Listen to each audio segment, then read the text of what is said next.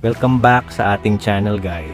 Ngayon ay bibisitahin natin ang isa sa mga pinakakilalang landmark sa Southern Leyte, ang Agas-Agas Bridge. Kilala ito bilang isa sa pinakamataas na tulay sa Pilipinas at napapalibutan ng napakagandang tanawin ng kabundukan at kagubatan. Tara samahan ninyo ako sa ating paglalakbay. Matatagpuan ang Agas-Agas Bridge sa bayan ng Sogod, Southern Leyte. Habang papalapit tayo sa lugar, mapapansin natin ang mga luntiang bundok at sariwang hangin na talagang nakaka-relax. Isa ito sa mga paboritong hintuan ng mga biyahero dahil bukod sa magandang tanawin, makikita rin dito ang kahangahangang disenyo ng tulay.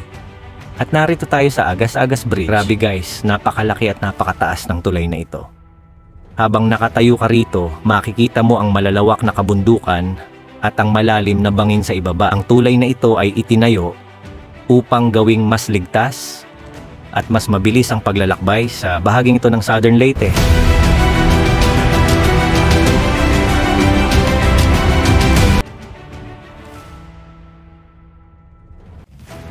Napakaganda ng view dito, lalo na kung mahilig kayo sa nature photography at drone shots.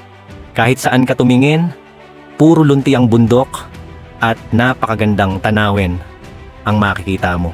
Talagang perfect ito para sa mga mahilig gumawa ng travel content at mag-ipon ng magagandang alaala. Kung nagustuhan ninyo ang video, huwag kalimutang i-like, i-share, at i-subscribe ang channel. Pindutin na rin ang notification bell para updated kayo sa ating mga susunod na travel at adventure videos. Hanggang sa muli, ito si Clayford Vlog, Explore, Capture, Inspire.